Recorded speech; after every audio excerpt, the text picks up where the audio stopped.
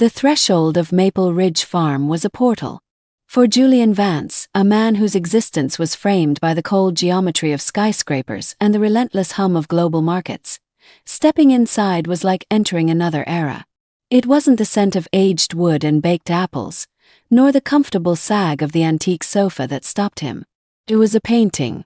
Hung with unassuming pride, it depicted a sun-drenched meadow, a scene Eliza had meticulously captured on canvas 2 decades prior, in the vibrant, hopeful days before she had simply vanished.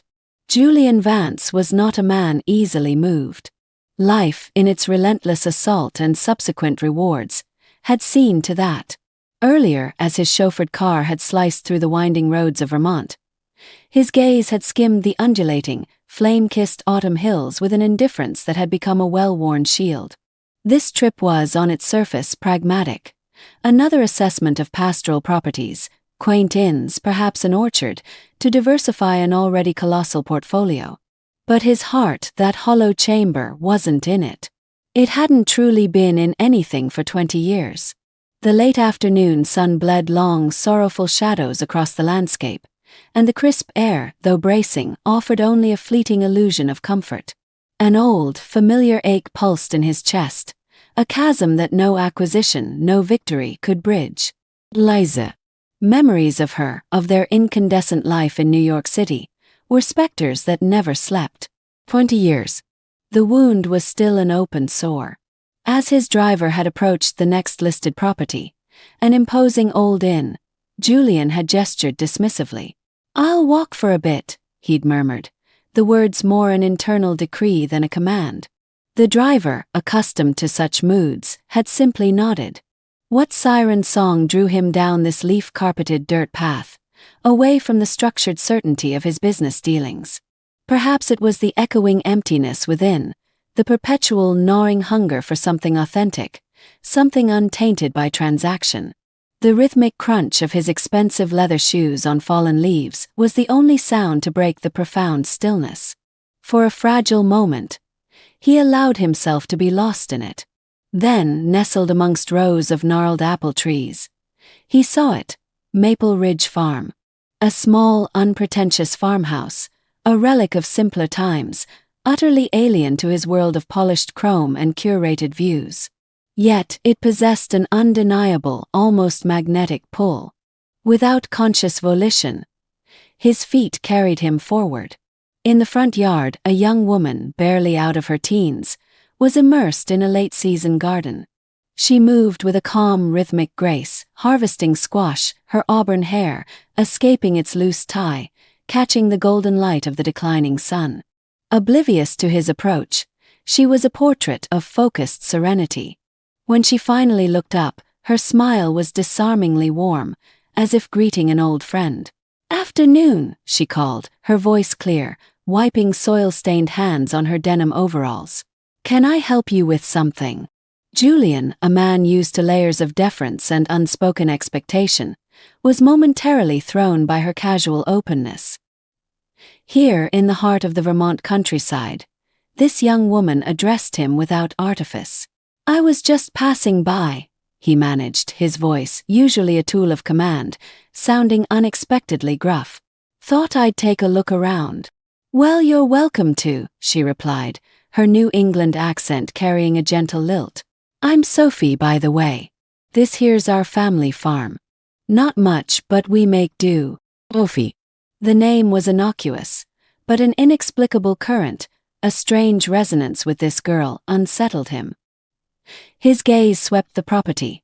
Its simple, unvarnished beauty, its lived-in charm, a stark counterpoint to the sterile perfection he usually inhabited. "Would you like some cider?" Sophie offered, her question breaking into his reverie. "My mama makes the best pressed cider you'll ever taste, I swear." Habit nearly made him decline. Casual invitations, lingering in unfamiliar homes. These were not his customs. Yet something about this place, this girl, compelled an uncharacteristic, "Sure, I could use a cup." Sophie's smile widened, and she gestured him inside. The farmhouse was small, undeniably cozy, filled with antique furniture that whispered of generations past. The comforting aroma of warm cider and cinnamon hung in the air. Despite himself, Julian felt a knot of tension within him begin to loosen. Then, as they stepped into the living room, his gaze fell upon it, and the world tilted on its axis. His heart seized. The painting. A simple, luminous depiction of a meadow bathed in the soft, ethereal light of a setting sun, wildflowers dotting the foreground. Not just any meadow. Meadow. Central Park. The very scene Eliza had painted for him a lifetime ago, when their future in New York City had seemed an endless, sunlit vista. He stared, his breath catching, the room blurring at the edges. Oh! This image, rendered with Eliza's unique touch, was a sacred relic of a life he'd believed irrevocably lost. Who painted this? The question was a choked whisper, heavy with disbelief. Sophie's glance towards the painting was casual, affectionate. Oh, that. My mom did. She's real talented with a brush, though she doesn't do it as much anymore. Too busy running the farm and all. She's in Burlington right now, picking up supplies. Should be back by tomorrow, though. Julian's mind fractured. His pulse hammered against his ribs. Could it be? After 2 decades of ghosts and regrets, could Eliza be here? Alive? He couldn't tear his gaze from the canvas, his thoughts a chaotic scramble. The scene was too potent, too achingly specific. He had stood in that exact spot with Eliza, watching her translate the golden hour onto her canvas, the very light now immortalized here. But this Vermont farmhouse. It was a world away from their past. He swallowed, a painful constriction in his throat, battling a tidal wave of resurgent emotion. Memories, long and brutally suppressed, clawed their way to the surface. He turned back to Sophie, his voice a strained rasp. Your mother. What's her name? Eliza, Sophie answered with an easy shrug. Eliza Morgan. The floor seemed to drop away. Eliza Morgan. Was it conceivable? The same Eliza Hayes who had been the vibrant center of his universe, who had vanished from their New York life as if into thin air. His hands clenched, not in anger, but against the sheer, overwhelming force of the moment. He yearned to believe, yet a lifetime of cynicism gnawed. He couldn't blurt it out, not yet. He needed more. How long have you lived here? He asked, struggling to maintain an even tone while his mind reeled. Pretty much my whole life, Sophie said, a small laugh escaping her. My mama moved out here when I was just a baby. She's always liked the quiet, the wide-open spaces. Said it was the perfect place to raise a kid. Julian nodded, his focus fragmenting. The Eliza he'd known had thrived on the electric energy of the city. But then she had disappeared, leaving behind every trace of her former self. If trauma, if amnesia. Perhaps a quiet, rural existence was a sanctuary built on forgotten pain. She never talks about where she's from, though, Sophie added, a slight frown creasing her brow. I've asked a couple of times, but she always just says it's in the past, Sophie, it doesn't matter anymore. So I stopped asking. A fresh pang of anguish struck Julian. What had Eliza endured?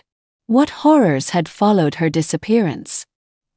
His initial, frantic search had eventually given way to a bleak acceptance of her loss, perhaps her death. He'd attempted to move on, but the void she'd left was a constant, dull ache. And now this, her daughter, staring at a painted ghost of their shared past. Is your mom still in Burlington? He asked, his voice gaining a sliver of composure, though the anticipation was a live current within him. Yeah, she'll be back tomorrow morning, I think, Sophie replied, her smile open and friendly. You're welcome to come by then. She'll be real surprised to meet someone new. We don't get many visitors out this way. A tight, forced smile stretched Julian's lips. I might just do that. Their conversation continued for a few more minutes, but Julian was adrift, his thoughts a maelstrom. The painting. Eliza. If it truly was her, what would recognition, or its absence, bring?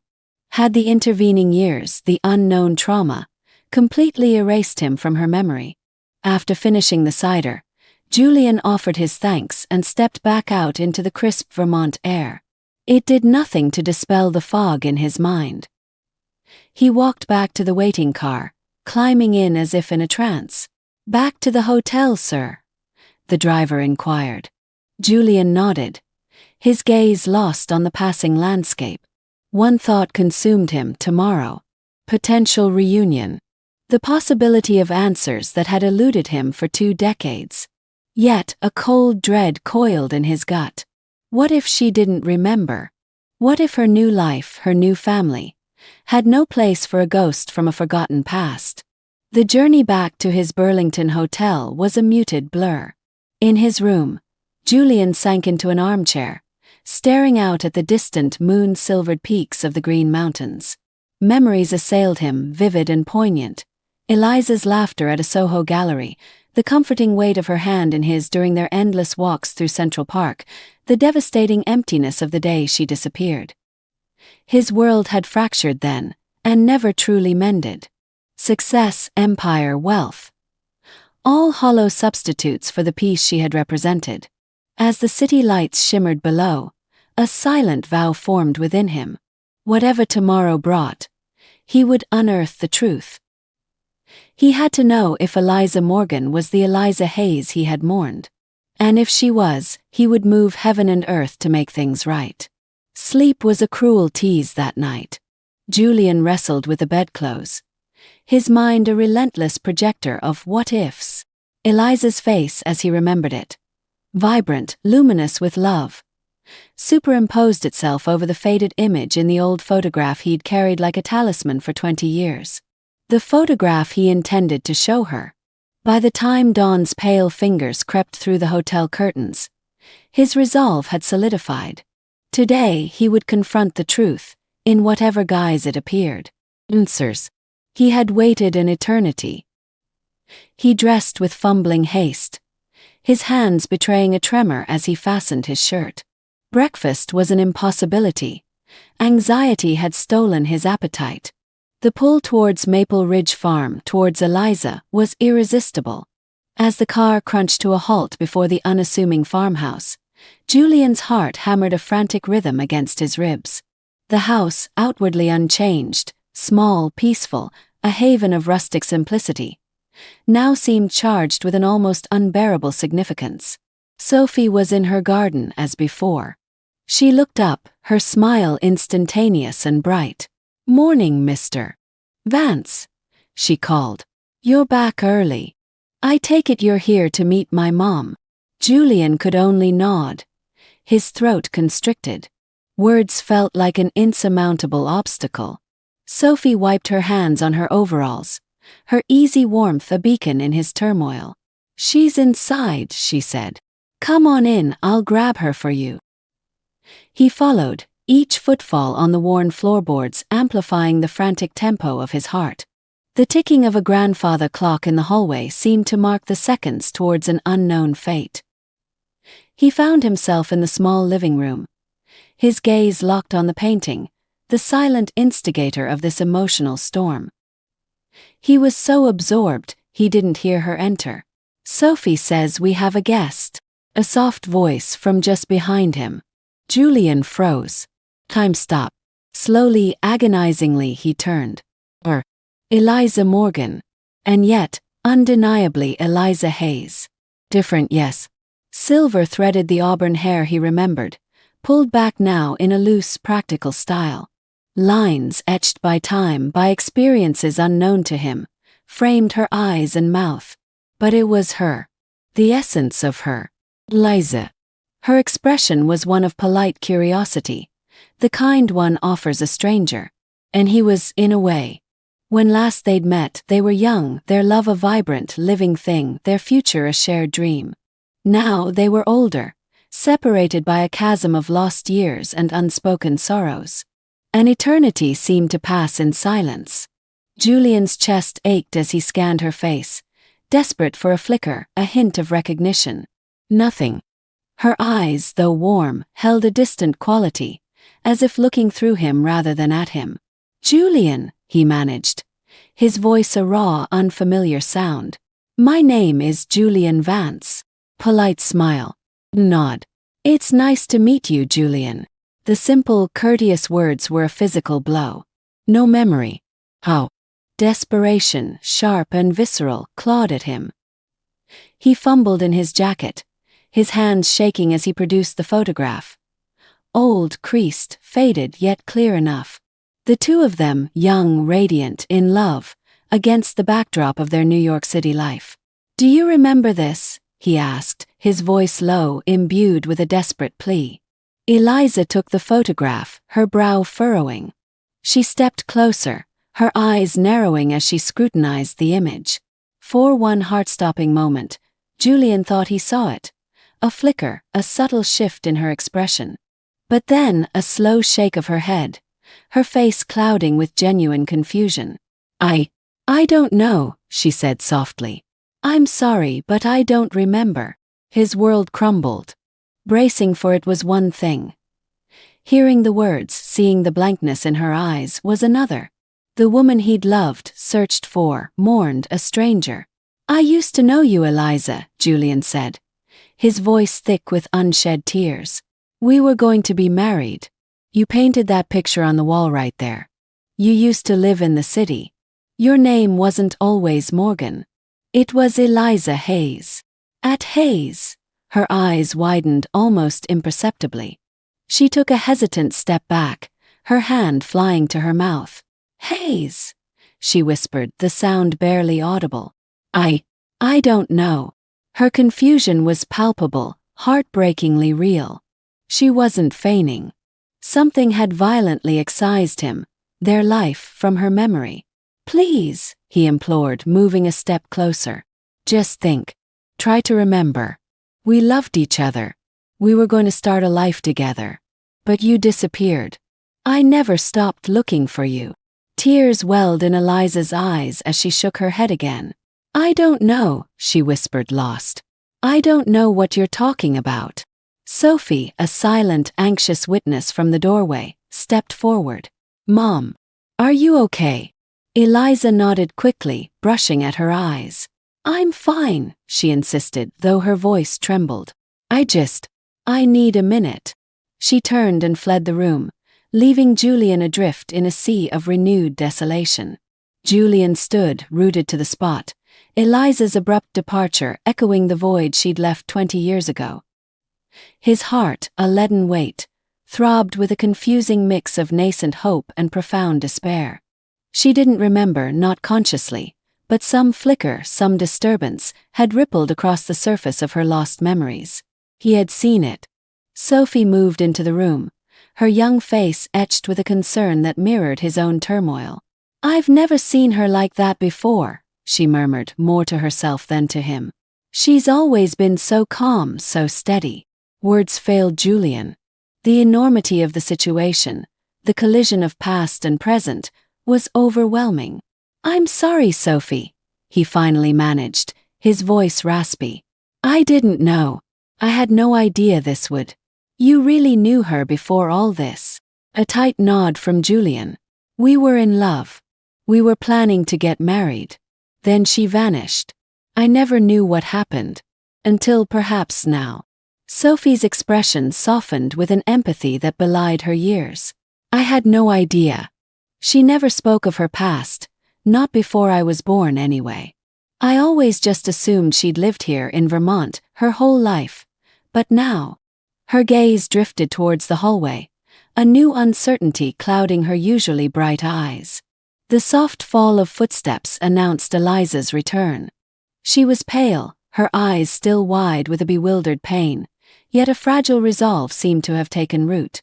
Her initial gaze sought Sophie, a silent plea for grounding. "Mom," Sophie said gently, moving towards her. Eliza nodded slowly, her voice a shaky whisper. "I don't know. I feel like something's terribly wrong, something vital is missing." Her gaze finally met Julian's, and in their depths, he saw the chaotic struggle of a mind grappling with unwelcome, fragmented truths. "Eliza," Julian began, his voice imbued with a quiet urgency, I know this is deeply confusing, terrifying even. But what I'm telling you is the truth. We shared a life, a profound love in New York. And then you were gone. For 20 years I've searched for you. She closed her eyes, a fleeting shield against the onslaught. When they reopened, a faint light, a dawning glimmer of something, flickered within. I remember a feeling of being scared, she said, her voice barely audible. But it's all so fragmented. Like trying to assemble a shattered mirror. A surge of adrenaline, of fierce hope, shot through Julian. You were taken from me, Eliza, he said, his voice gentle but firm. Something catastrophic happened and you vanished. But my search for you never ended. Eliza hugged herself tightly, a defensive posture against the invading memories. I don't recall that, she whispered, shaking her head. I remember a field, yes. Sunlight. And I was painting. But everything beyond that is a void. Julian's breath hitched. The field. The painting. That's where it began, he urged softly. You were painting in a field, the very scene in that picture. He gestured to the artwork on the wall, and Eliza's eyes followed, lingering on the familiar, yet strangely alien image. I painted that, she asked, a note of dazed disbelief in her voice. You did, Julian affirmed, stepping infinitesimally closer. Just before everything changed. Just before you were ripped away from me. Eliza's hand flew to her mouth again, her fingers trembling. I don't know what to believe. It feels so real what you're saying, yet it's like watching a film about someone else's life, a life I don't recognize. The raw vulnerability in her voice pierced Julian. It is your life, Eliza, he said. His tone a careful balance of compassion and conviction. I understand how bewildering this is. But I swear every word is true. You were taken. Some trauma erased your past. But together we can uncover it. We can face it. Tears, bright and unbidden, welled in Eliza's eyes. I can't, she choked out, her composure shattering. I can't do this right now. She turned, her desperate gaze finding Sophie. I need some air. Sophie was instantly by her side, a comforting arm around her mother's shaking shoulders. It's okay, Mom, she soothed. Let's go outside. Take a deep breath. Julian watched, a helpless ache in his chest, as Sophie guided Eliza out through the front door. The sharp clap of the screen door shutting echoed in the sudden silence. He had dared to hope that his presence, his words, would unlock the floodgates of her memory. The reality, as always, was far more complex, far more painful. He moved to the window, his gaze following Eliza as she stood on the porch, her silhouette framed against the vast Vermont hills, a solitary figure wrestling with a stolen past. For the first time in his meticulously controlled life, Julian Vance had no idea what to do next. He stood by the window, a sentinel to Eliza's turmoil. His own thoughts a chaotic tempest. Eliza, just a few feet away, was adrift in a sea of fragmented memories. Every fiber of his being urged him to go to her, to somehow mend the broken pieces. But a deeper instinct warned him. This was a delicate, precarious process. His phone vibrated in his pocket, a jarring intrusion. Meredith. The timing was almost diabolical. It had been months, a carefully maintained distance. He knew her calls were rarely benign. His relationship with his sister had long ago devolved into a cold, transactional truce, the warmth of their shared childhood buried under layers of her ambition and his resentment. He'd never forgiven her relentless, subtle sabotage. Now, a far more sinister suspicion began to crystallize. With a deep, steadying breath, he answered. Meredith. Julian, finally. I've been trying to reach you for days. Meredith's voice, sharp and imperious, cut through the line. What on earth are you doing in Vermont? My sources say you're sniffing around some rural properties. Julian closed his eyes, a familiar wave of irritation washing over him. It's business, Meredith. Nothing that need concern you. "Oh, you've always been so wonderfully transparent, haven't you?" she retorted, her sarcasm biting. A beat of silence then. "But is it just business, Julian? Or is there something else? I heard you've been making some rather personal visits." His pulse leaped. Her tone was laden, a veiled insinuation that set his nerves on edge. "What are you implying, Meredith?" "Implying? Moi." Her laugh was brittle, false. "You're the master of secrets, Julian. One might almost think you have something to hide. Or perhaps, just perhaps, you're the one stirring up trouble where it's long been buried." He clenched his jaw, the anger a slow burn. Meredith couldn't possibly know about Eliza. And yet, as he replayed their fraught history, her persistent jealousy, her uncanny ability to undermine his happiness, especially his relationship with Eliza, the pieces began to coalesce into a horrifying picture. He had always dismissed her actions as petty, sibling rivalry. Now, staring at the farmhouse that held Eliza, a chilling certainty dawned. "Meredith," he said, his voice dropping to a low, dangerous register, the anger now a palpable force. "What did you do?" A fractional pause on the other end. The almost inaudible catch of her breath. "I haven't the faintest idea what you mean," she replied, her voice tight, strained. But he heard the lie. "I'm done with your games," he stated, his voice hardening as he turned from the window, the farmhouse a silent accusation behind him. "I found Eliza. Do you understand me, Meredith? I found her." Another silence, longer this time, stretched taut across the line. What are you talking about?" "I'm talking about Eliza Hayes. The woman I loved, the woman I was going to marry, before she was stolen from my life 20 years ago. The woman you despised. The woman, I'm rapidly beginning to realize, whose disappearance you orchestrated." For the first time in their conversation, Meredith's steely composure wavered. He could hear the sharp, ragged intake of her breath. "You're delusional," she snapped, but the denial lacked conviction. "I'm seeing things more clearly than ever," Julian countered. "And I will uncover every last detail. So, I suggest you start talking, Meredith. Before I tear apart everything to find the truth." The ensuing silence was thick with unspoken admissions. Then Meredith's voice, stripped of its usual artifice, emerged cold and calculating. "You were always a fool for her, Julian. Line. She was a liability." Julian's chest constricted. "What did you do to her, Meredith?" "She was going to destroy everything." Meredith's voice rose, laced with a sudden, venomous fury. "She was pulling you away from the family, from your obligations, from the empire we were building. You were obsessed, blind to how she was undermining your future." His mind reeled. "So you made her disappear." "I didn't make her disappear," Meredith corrected, her tone chillingly precise. "But shall we say, I facilitated circumstances that would ensure she was no longer a factor." Nausea roiled in Julian's stomach. "What in God's name does that mean?" "It means she's gone, Julian. Close chapter. 20 years. You moved on, you built your kingdom. Why unearth this now?" He gripped the phone, his knuckles white. "Because the past, Meredith, is standing right in front of me. She's alive. Eliza is alive." Meredith's sharp, involuntary gasp was all the confirmation he needed. She hadn't known. Her carefully laid plans had, in some crucial way, miscarried. "You're lying," she hissed, a desperate edge to her voice.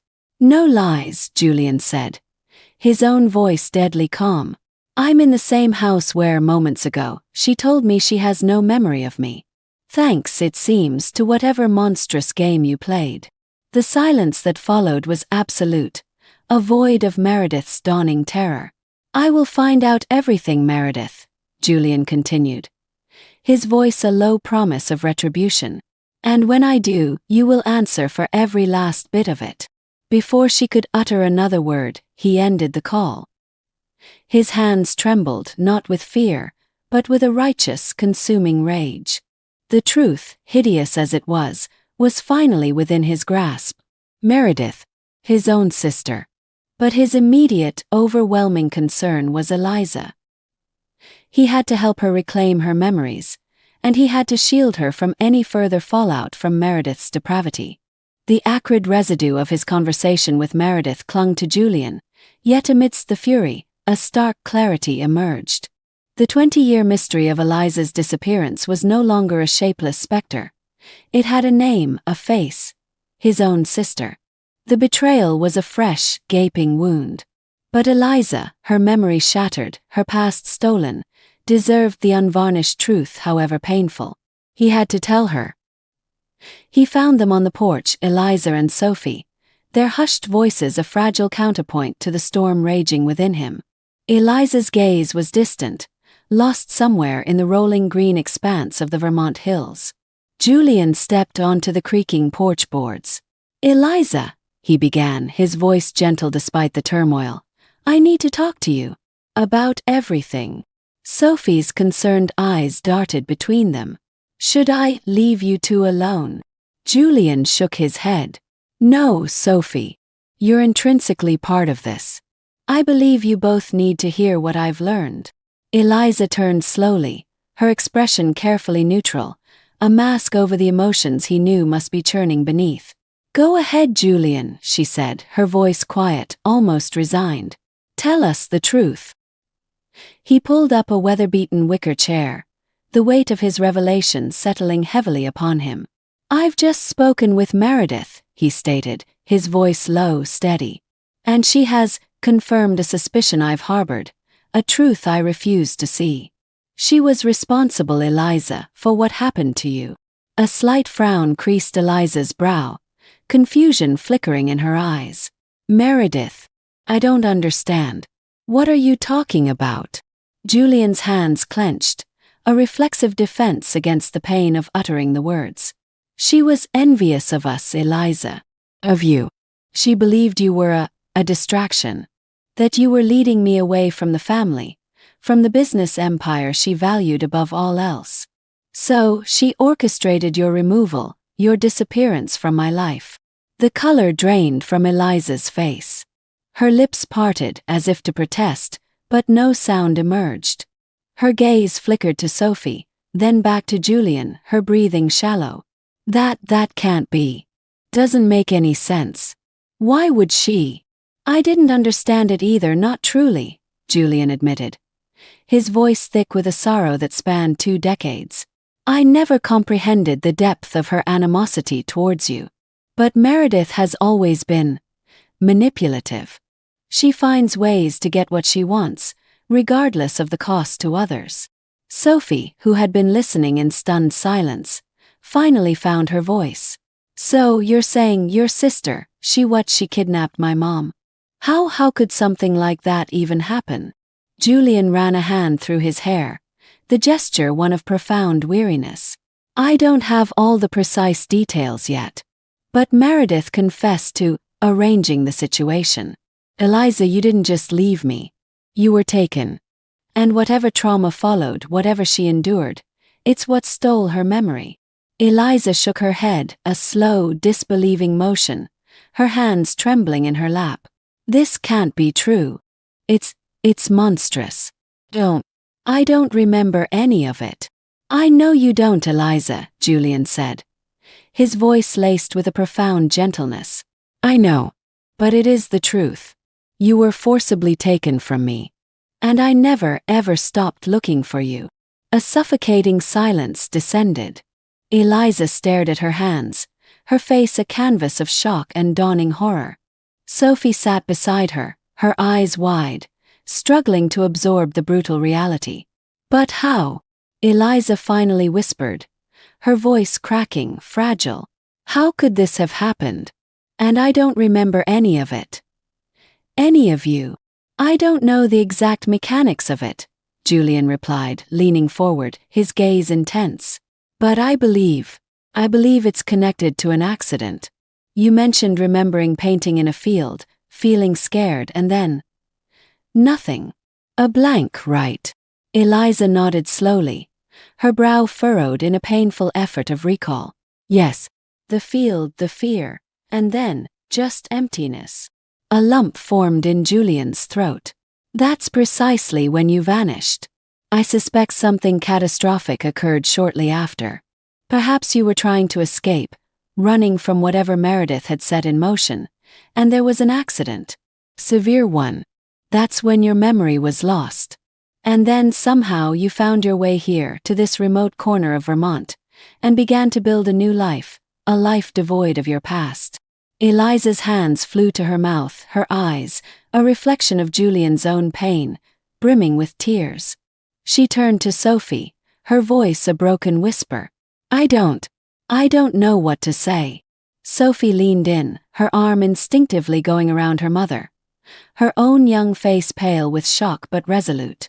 Mom, you don't have to say anything right now. This is an earthquake. We'll get through it. Together. Julian watched as Eliza's carefully constructed composure finally shattered. The shock, the confusion, the dawning comprehension of such a profound betrayal gave way to raw, unfiltered grief. She buried her face in her hands, her shoulders shaking with silent, convulsive sobs. Sophie held her tightly, a pillar of strength in the sudden violent storm. For the first time in what felt like an eternity, Julian felt the burn of tears in his own eyes. He had chased answers for 20 years, hoping for closure. The truth, now revealed, offered no solace, only a fresh, agonizing wave of what had been stolen. I am so profoundly sorry, Eliza, Julian whispered, his voice barely audible above her quiet sobs. I should have protected you. I should have found you sooner. I should have done more. Eliza offered no response, her grief too immense for words, as she leaned heavily into Sophie's comforting embrace. Julian sank back in his chair, the sheer weight of the truth of Meredith's treachery pressing down on him like a physical burden. He had unearthed the secrets that had torn their lives asunder, but in their place, he wasn't sure if the shattered pieces could ever be truly reassembled. The sun bled into the western Vermont hills, painting the sky in hues of bruised purple and fading gold. Hours had passed since Julian's devastating revelation, yet its oppressive weight still hung heavy in the farmhouse air. He had retreated, giving Eliza and Sophie the space they so desperately needed to absorb the enormity of Meredith's betrayal. Inside, a profound quiet had fallen. Eliza, after the initial storm of grief, had withdrawn into a silent, internal landscape, undoubtedly trying to reconcile the woman she believed herself to be with the ghost of a past she couldn't recall. Sophie, a steadfast presence, remained by her side. As the evening air grew cooler, carrying the scent of wood smoke and damp earth, Julian re-entered the house. Sophie sat alone at the worn kitchen table, her hands cradling a mug of what looked like long cold tea. She looked up as he entered, a small, sad smile touching her lips. How is she? Julian asked, his voice a low murmur, his gaze drifting towards the hallway where Eliza had retreated. Sophie sighed, setting the mug down. She's processing. I don't really know. I think it's just an immense amount to take in all at once. Julian nodded, a familiar tightness in his throat. I know. I never intended to unleash it all on her like that, but she deserved to know. She had a right to the truth of what happened. You did the right thing, Mr. Vance, Sophie said softly, her gaze unwavering. She needed to hear it. In a strange way, I think we both did. A contemplative silence settled between them, filled with unspoken emotions. Sophie, raised in this secluded world, now found herself entangled in the complex, painful web of a past that wasn't her own. Do you think, she asked, her voice barely above a whisper, breaking the quiet, do you think she'll ever truly remember? Julian let out a slow, heavy breath, leaning against the ancient countertop. I don't know, Sophie. I honestly don't know. Hope so for her sake. But even if she doesn't, it's enough that she's here. That she's alive. Just you being here for her now, that's what matters, Julian said, his voice gentle. You, Sophie, you're the one who's been her anchor all these years. You gave her a reason to keep going, even when she didn't know what she was moving on from. Before Sophie could reply, The soft sound of footsteps emanated from the hallway. Julian turned. Eliza stood in the doorway. She was pale, undeniably so, with shadows of exhaustion beneath her eyes, yet a certain fragile composure had returned. "Can we talk?" she asked, her voice quiet, her gaze meeting Julian's directly. "Of course," he replied, his heart quickening as he moved towards her. Eliza gestured towards the living room. They walked in silence, the unspoken tension a palpable entity between them, until they stood once more before the painting. The catalyst, the silent witness. "I don't remember everything," Eliza began, her voice a mere breath of sound, yet carrying immense weight. "But I do remember some things. Flashes. The field. The sunlight on the canvas. You." Julian's breath caught. You remember me." Not everything," she clarified, a slow shake of her head. "It's like shards of glass. Glimpses. Pieces of a puzzle that don't quite fit. But when I saw that photograph you showed me, and when you told me what happened, it stirred something deep inside. Resonance. I don't know if I'll ever recover it all, Julian. But I feel that there's truth in what you're saying. You know, I loved you." He swallowed, the rush of emotion almost unbearable. He had dreamt of hearing those words for an eternity. Now they were a bittersweet melody, a reminder of all that had been lost, yet a promise of what might still be. "I never stopped looking for you, Eliza," he said, his voice thick, unsteady. "For 20 years I thought you were gone forever. I thought I had lost you. But now that you're here, Eliza, I just want to make things right. It doesn't matter if you never remember every detail. We can start anew. We can build something here now." Tears welled in Eliza's eyes, and she shook her head, a sad, tender smile playing on her lips. "It's not that simple, Julian. So much time has passed. So much has changed. I'm not the same woman I was back then." "I don't care," Julian insisted, stepping closer, his gaze earnest. "We've both been irrevocably altered by these lost years. But that doesn't mean we can't find our way back to something. We have a second chance, Eliza. A rare, precious thing." Eliza looked down, her hands twisting in her lap. "I'm scared," she confessed, her voice a low whisper. "Scared of the blanks, the things I can't recall. Scared of what Meredith did, the extent of it. Feel like I don't even know who I am anymore." Julian reached out, his touch infinitely gentle as he took her trembling hands in his. "You are still, at your core, the woman I fell in love with. And whatever comes next, whatever we uncover, we will face it together. You are not alone in this, Eliza. Not anymore." She closed her eyes, tears escaping to trace paths down her cheeks. For a long, suspended moment, they stood in silence, the weight of their shared past and the terrifying uncertainty of their future hanging heavy between them. Finally, a small, almost imperceptible nod. Her voice, when it came, was shaky but resolute. "Okay," she whispered. "Okay. We'll try." A profound wave of relief washed over Julian. It wasn't a perfect resolution, no neat tying of loose ends. But it was a beginning. Fragile, hopeful start. Sophie appeared in the doorway, her eyes luminous with a tentative hope as she observed her mother and Julian, two survivors clinging to each other after a devastating storm.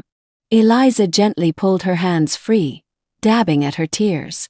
There's one thing I need to do," she said, her voice gaining a surprising firmness. "Before we can truly move forward." Julian frowned, a flicker of apprehension in his eyes. "What's that, Eliza?" Her expression hardened, a spark of the vibrant, determined woman he remembered igniting in her eyes.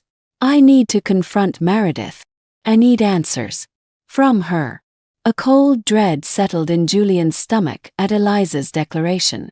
Facing Meredith again after everything was a daunting prospect. He knew his sister's capacity for manipulation, for cruelty. But Eliza's need for this confrontation, for this closure, was palpable. "Are you absolutely sure that's what you want, Eliza?" Julian asked, his voice low, steeling himself for the inevitable conflict.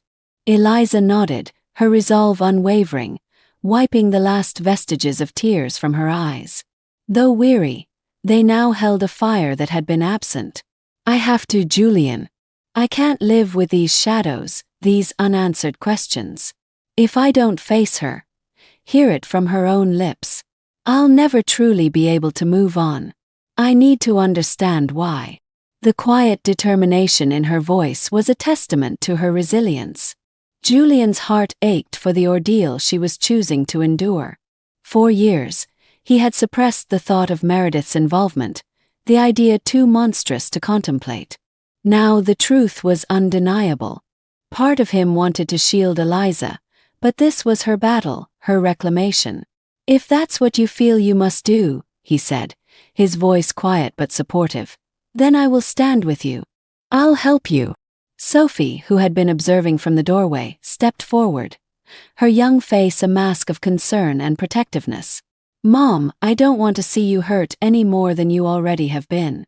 Are you absolutely, positively sure this is something you're ready for?" Eliza offered her daughter a faint, reassuring smile. "I'm not sure of much these days, sweetheart," she admitted, her voice soft. "But I am certain of this. I cannot live my life haunted by these unanswered whys. If I don't do this, I'll always be looking over my shoulder." Sophie nodded, her worry still evident but overridden by respect for her mother's decision. "Okay. Then I'm with you, whatever you decide." Julian drew a deep breath, the gravity of the situation pressing down on him. He had spent a lifetime constructing defenses around his emotions, his heart, and particularly around his fractured relationship with Meredith. Now those walls were irrevocably breached. "I'll call her," he said, his voice steady despite the internal tempest. "We'll arrange for her to come here. But you need to understand, Eliza, Meredith will not make this easy. She will twist words, deny, deflect. You must be prepared for that." Eliza's gaze hardened further. "I'll be ready." Julian retrieved his phone, his thumb hovering over the contact that had long been synonymous with conflict and unease. Meredith answered on the second ring, her voice sharp, impatient. "Julian, what is it now?" His grip on the phone tightened, his own voice tense but controlled. "You need to come to Vermont, Meredith. Immediately." A brief, loaded pause, followed by a dry, mocking laugh. "Vermont? Whatever for? What new game are you playing at, Julian?" "This is no game," he replied, his tone glacial. "Eliza wants to speak with you." The silence that followed was profound, heavy with shock and a thinly veiled panic. Meredith's voice, when it finally emerged, was strained, almost unrecognizable. "Eliza, you mean she remembers?" "She remembers enough," Julian cut her off, his patience exhausted. "And she demands answers. So you will come. Tomorrow." "Julian, you don't understand the complexities. Oh, I understand perfectly," he snapped, his control fraying. "This is happening, Meredith. I strongly suggest you prepare yourself." Before she could formulate another protest, Julian ended the call. His chest heaved with the force of the exchange. He turned to Eliza, his heart aching for the ordeal that lay ahead. "She'll be here tomorrow," he said softly. "But remember this, Eliza. No matter what unfolds, you are not alone in this." Eliza offered a small, grateful nod, though the tension in her shoulders was palpable.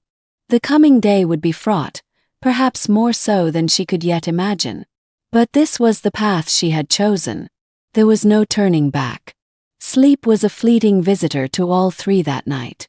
In his Burlington hotel room, Julian stared into the darkness, replaying decades of interactions with Meredith, each memory now tainted by the hideous lens of her betrayal.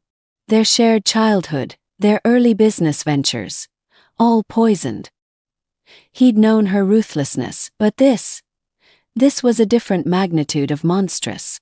Guilt, a corrosive acid, ate at him. How had he been so blind?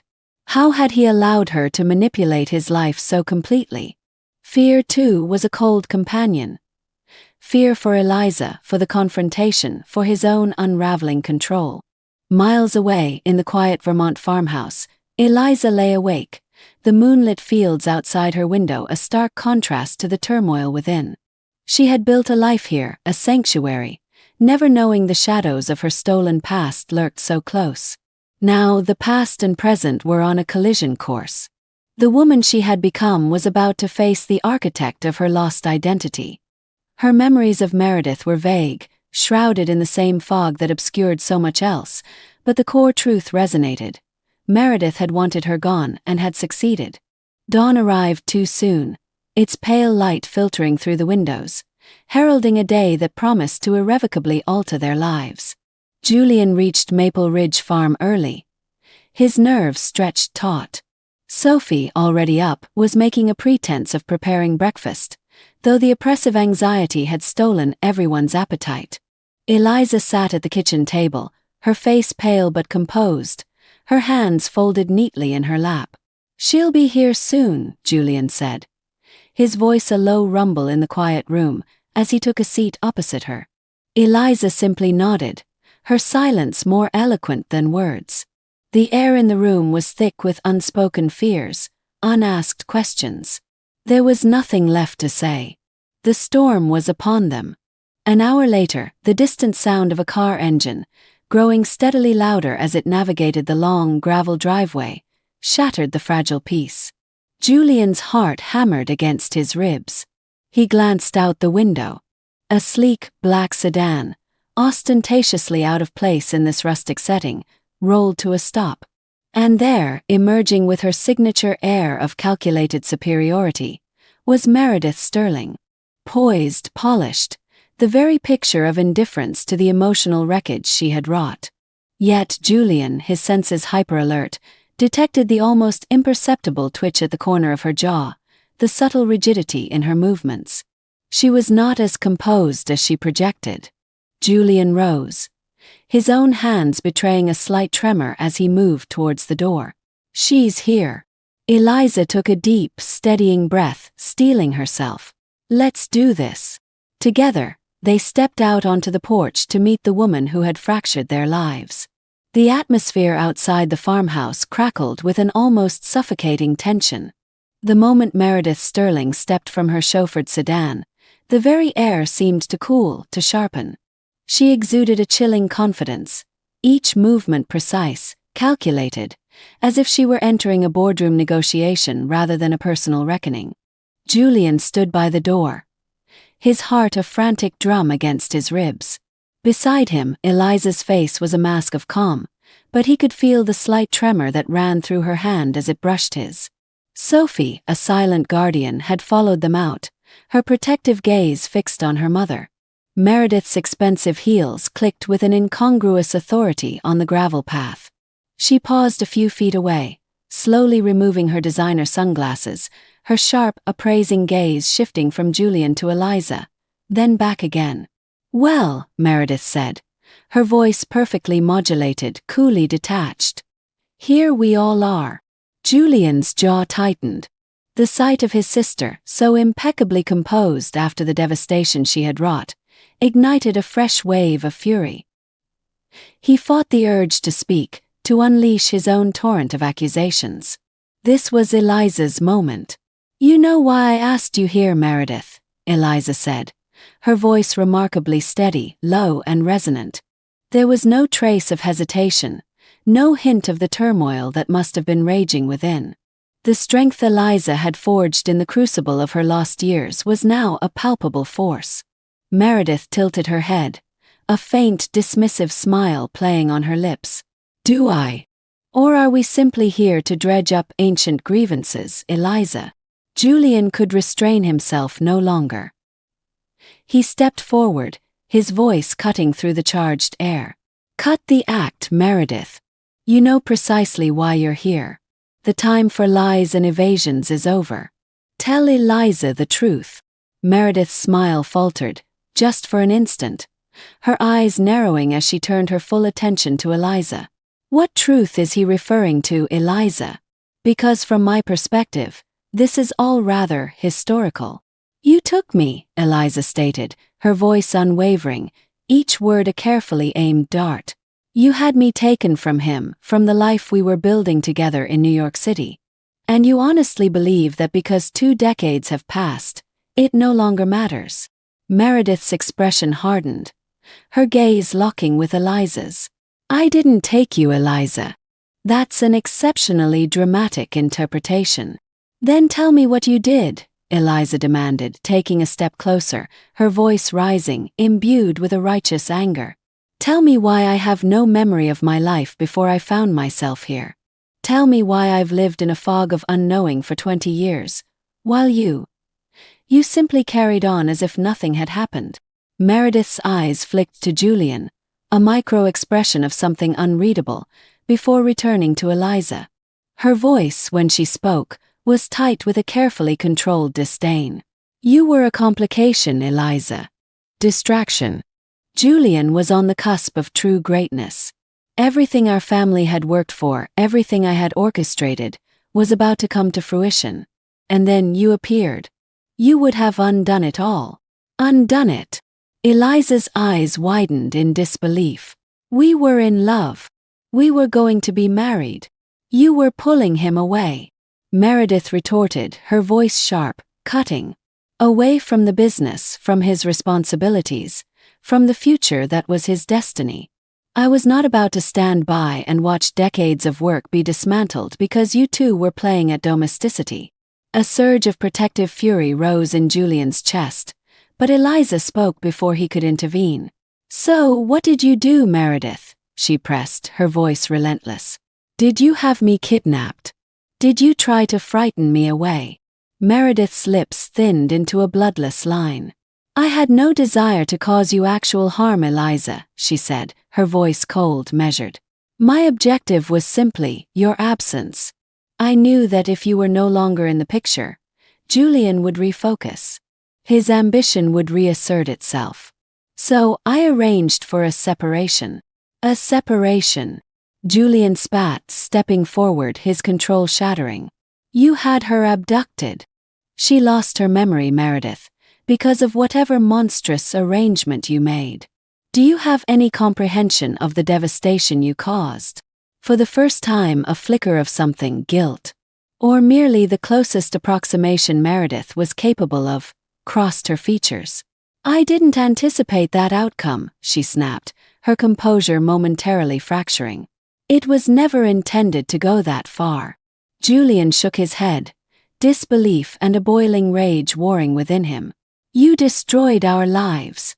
You stole Eliza from me, and you've lied about it, lived with that lie for 20 years.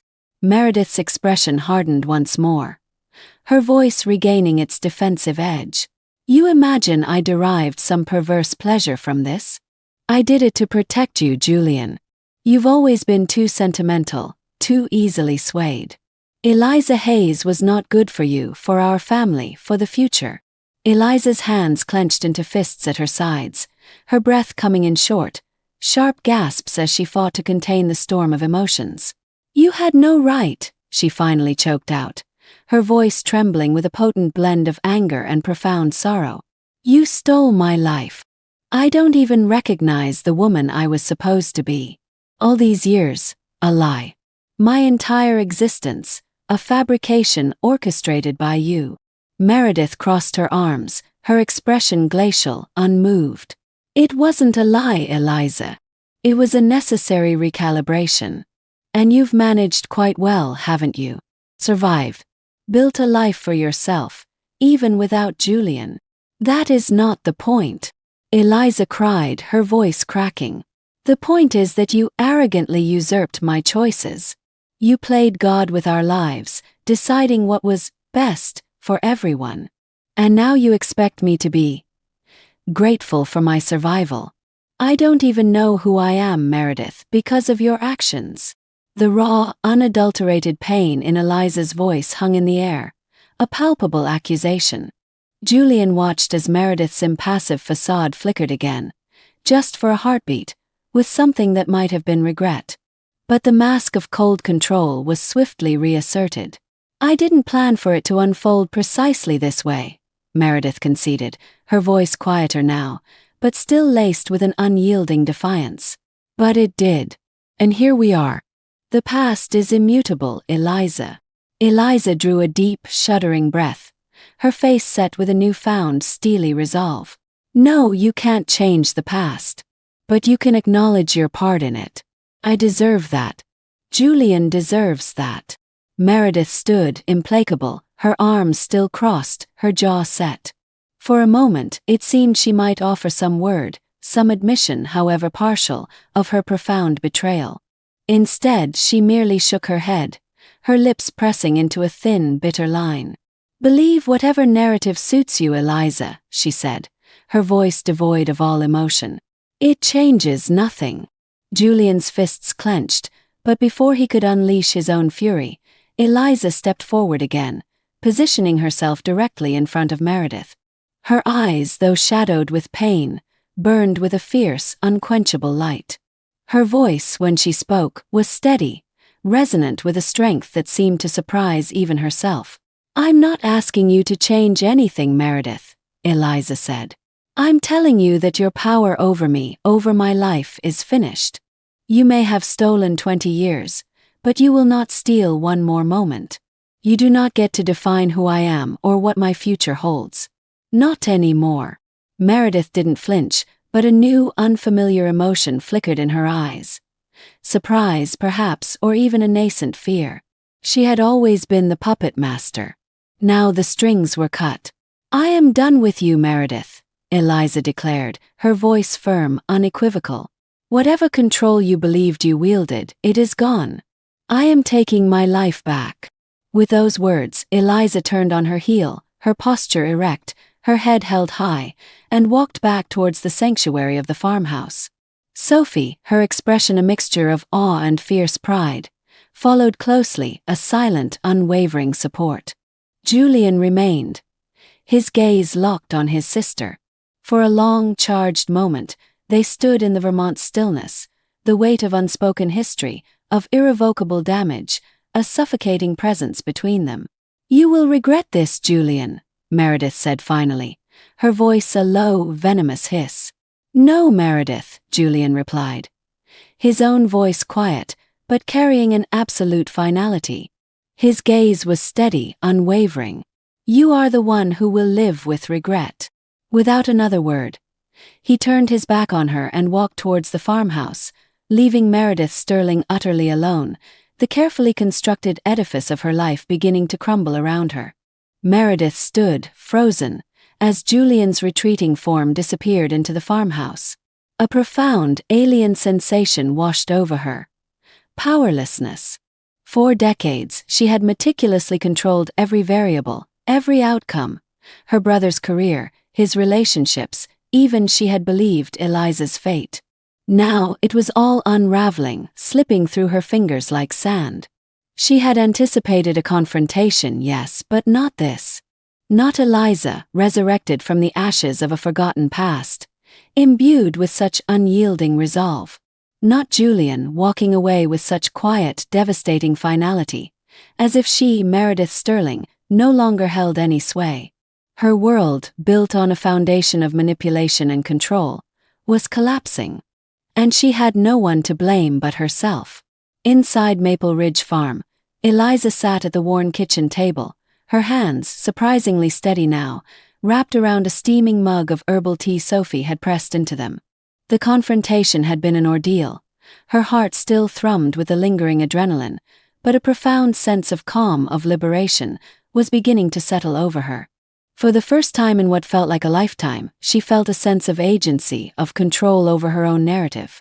She had faced her tormentor. The scars of the past remained, deep and indelible, but they no longer defined her. She was no longer bound by them. I'm so incredibly proud of you, Mom, Sophie said, her voice soft with emotion, her eyes shining. I don't know if I could have ever found the strength to do what you just did. Eliza managed a faint smile, taking a slow, fortifying sip of tea. Oh, you would have, Sophie. You possess a strength you haven't even begun to tap into. Julian entered the kitchen, closing the door softly behind him. He looked weary, the lines of strain etched deeply around his eyes, but there was also an undeniable lightening, a sense of a heavy burden finally set down. He walked to the table, pulling up a chair beside Eliza, his gaze searching hers. "How are you feeling?" he asked, his voice gentle. Eliza let out a long, slow breath. "Relieved," she said, the single word encompassing a universe of emotions. "And utterly exhausted. I didn't truly know how that would end." "Neither did I," Julian admitted, a ghost of a smile touching his lips. "But you were magnificent, Eliza. Your strength, your composure. I don't know how you maintained it." Eliza shook her head, her own smile fading slightly. "I wasn't calm, Julian. Not inside.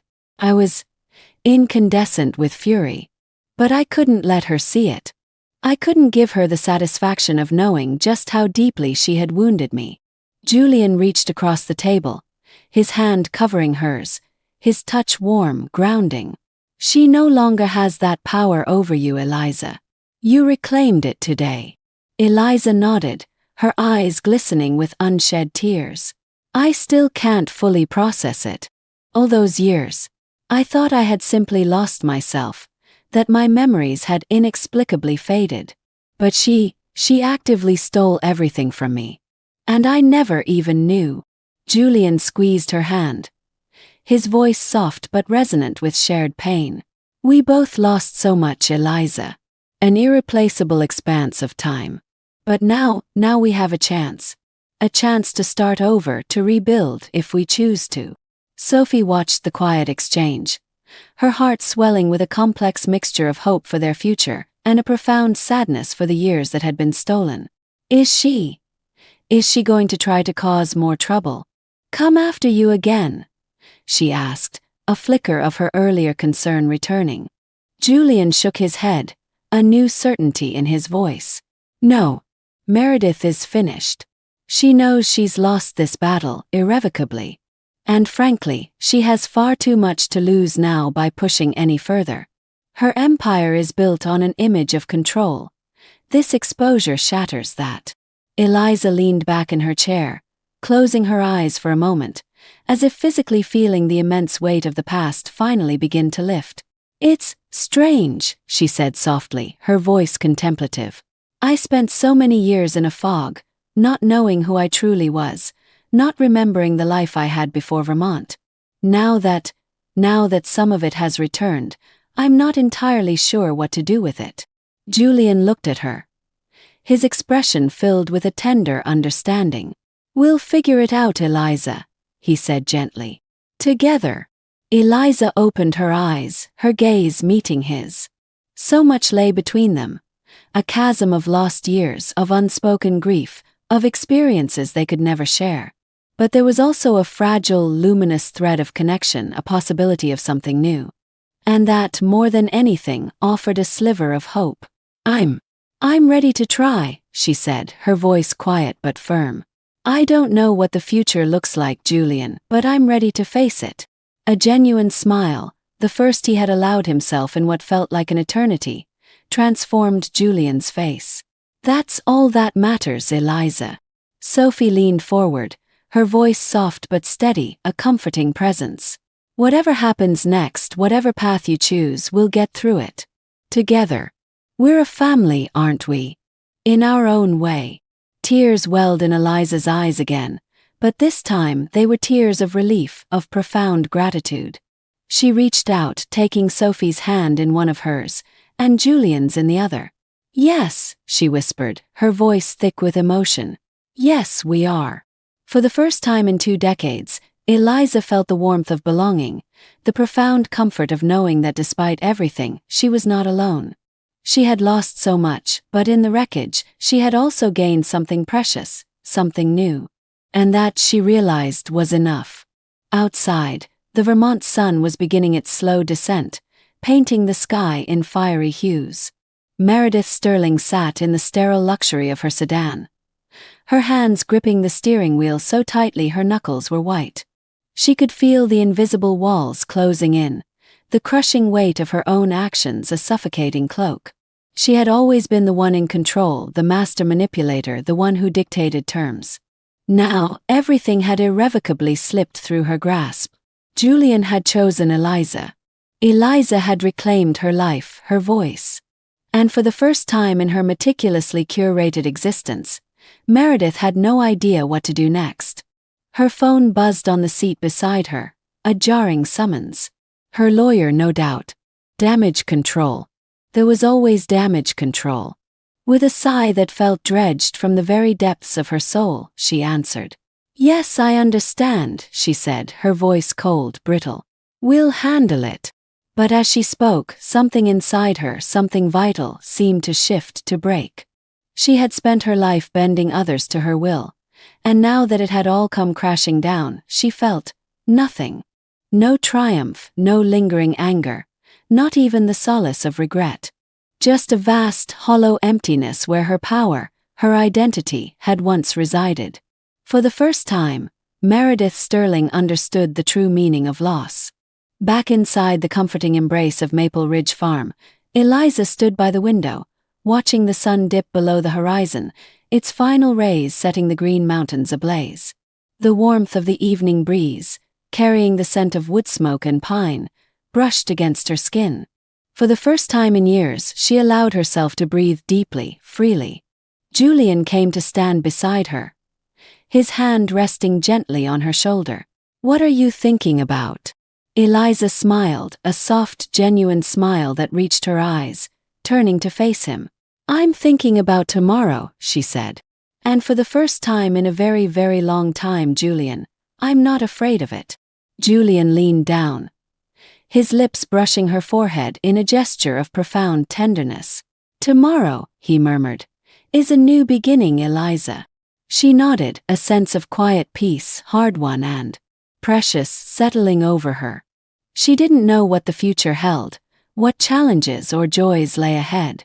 But she knew one thing with an unshakable certainty. She wasn't running anymore. She wasn't hiding. She had taken back her life. And that was enough. Together, they watched the last sliver of the sun disappear, ready, finally, to face whatever came next. The days that followed unfolded with a quiet grace, a series of tentative steps taken towards an undefined future. Maple Ridge Farm, once a repository of buried memories and unanswered questions, transformed into a sanctuary for healing. Julian, Eliza, and Sophie moved through their days together, the past, though acknowledged, no longer the dominant force. Instead, they focused on the present, on the fragile possibilities that lay ahead. The shadow of Meredith's betrayal, though still present, seemed to recede a little more with each passing Vermont sunrise. A sense of peace, fragile yet persistent, began to take root. Julian extended his stay in Vermont indefinitely. What had begun as a pragmatic business trip had morphed into something profoundly personal. The thought of leaving Eliza again, of severing this newly re-established connection after decades of searching, was unbearable. No grand promises were made, no futures meticulously mapped out. Yet an unspoken understanding flowed between them. They were rebuilding, piece by painstaking piece, together. One crisp morning, a few weeks after Meredith's precipitous departure, Julian found Eliza in the garden. She was kneeling in the rich, dark earth, her hands, now familiar with the soil, gently coaxing weeds from around the sturdy vegetable plants she and Sophie had nurtured. The early morning light, filtered through the turning leaves of the maple trees, caught the silver in her hair, making it shine. For a long moment, Julian simply watched her, a quiet ache of tenderness in his chest. There was a serenity about her now, a groundedness that had been absent for so long. Eliza, as if sensing his presence, looked up, her smile soft and welcoming. "You're up early." "Couldn't sleep," he admitted, walking over to join her. He crouched beside her, his gaze following her movements as she worked. "You're always out here at this hour." "Why?" Eliza shrugged, her smile deepening. "It's peaceful. Helps me think. To sort things out." Julian nodded, understanding completely. There had been an immense amount to sort through, to process. But as he sat there beside her, amidst the quiet hum of the awakening farm, he realized they had navigated the worst of the storm. They had confronted the devastating truth, faced down the ghosts of the past, and emerged, scarred but whole, on the other side. Now it was simply a matter of what came next. "Eliza," he began, his voice quiet, a note of uncharacteristic hesitation in it. "I've been doing some thinking." She glanced over, her eyes clear and perceptive, holding his. "About what, Julian?" "About us," he replied, his heart, a surprisingly skittish thing, thumping in his chest. "About what happens from here." Eliza's hands stilled in the dirt. For a moment, the only sound was the distant call of a blue jay. The air between them was charged, but it was a different kind of tension than before. Softer, imbued with possibility rather than fraught with fear. "I don't want to rush you, Eliza," Julian continued, choosing his words with care. "I know we've both been through an unimaginable ordeal. I don't expect things to magically revert to how they were 20 years ago. But I also can't bear the thought of losing you again. Not now. Not after everything." Eliza sat back on her heels, wiping her earth-stained hands on her jeans, her gaze steady on his. There was a profound tenderness in her expression, a depth of understanding that made Julian's heart ache with a confusing mix of hope and trepidation. "I don't want to lose you either, Julian," she admitted, her voice soft but clear. "But I'm still not entirely sure what the future looks like for me. I'm still trying to figure out who Eliza Morgan is, now that Eliza Hayes has resurfaced." "I know," Julian said gently, his own understanding absolute. "And I'm not asking for immediate answers, for grand declarations. I'm simply asking if we can try. If we can navigate this new landscape, figure it out together." Eliza's eyes softened, and a slow, thoughtful nod followed. "Yes," she said, her voice quiet but firm. "I'd like that, Julian. I'd like to try." A wave of profound relief, so potent it almost buckled him, washed over Julian. He smiled, a genuine, unburdened smile, reaching out to take her hand. Her fingers, cool from the morning earth, curled around his. "We'll take it one day at a time," he said. "Whatever you need, whenever you need it, I'm here." Eliza squeezed his hand, her own smile growing a little brighter, a little more confident. One day at a time sounds perfect. They remained in the garden for a while longer, the silence between them comfortable now, companionable. The ghosts had not been entirely banished, but they no longer held dominion. There were no more secrets, no more devastating lies, just the two of them, and the nascent promise of what lay ahead. Later that afternoon, Sophie joined them in the farmhouse kitchen as they prepared a simple lunch. The three of them moved around the small, familiar space with an easy, unforced rhythm, a natural choreography that felt as if it had been practiced for years. It was unremarkable, yet in its very simplicity, there was a profound comfort. For the first time, surrounded by the mundane yet sacred rituals of shared life, Julian felt something deep within him shift, settle. He had spent 2 decades chasing an elusive phantom of success, attempting to fill the cavernous void Eliza's absence had carved in his soul. But now, sitting here in this rustic Vermont kitchen with Sophie, he realized that what he had truly been searching for all along wasn't an empire, but this, family, a sense of belonging, love. It wouldn't be a fairy tale. The path ahead would undoubtedly have its challenges. Scars, both visible and unseen, would take time to heal. But they had survived. They had, against all odds, found their way back to each other. And that, more than anything, was a beacon of hope. As evening approached, painting the Vermont sky in soft, impressionistic hues of lavender and rose, Julian and Eliza took a walk through the meadows that surrounded Maple Ridge Farm. The air was warm, fragrant with the scent of late-season wildflowers and the rich aroma of the earth. They walked in a comfortable silence for a time, their footsteps falling into an easy, synchronized rhythm, the world around them quiet, peaceful. At a certain point, Where the meadow sloped gently towards the woods, Eliza stopped, turning to face him. Her eyes in the soft twilight were luminous, filled with a quiet, resolute strength. "Julian," she said, her voice soft, yet carrying a profound conviction. "I don't know what the future holds. I can't pretend to. But I know, with every fiber of my being, that I want to face it with you." Julian's heart swelled, a rush of emotion so potent it momentarily stole his breath. He reached out, his fingers gently brushing a stray strand of silver-kissed auburn hair from her face. "And we will, Eliza," he promised, his own voice thick with emotion. "We'll figure it out. Together." They stood there for a long, timeless moment, wrapped in the quiet sanctity of the Vermont evening, the unspoken sorrows of their past giving way to the tentative hope of their shared future. Then Eliza leaned in, resting her head against his chest. Julian's arms enveloped her, holding her close, the warmth of her presence, the simple, profound reality of her being there, filling the empty, aching spaces within him that had been vacant for so long. The past had exacted a terrible price. But now they had a future. And whatever that future held, whatever trials or joys it might bring, they would face it. Not alone, but together,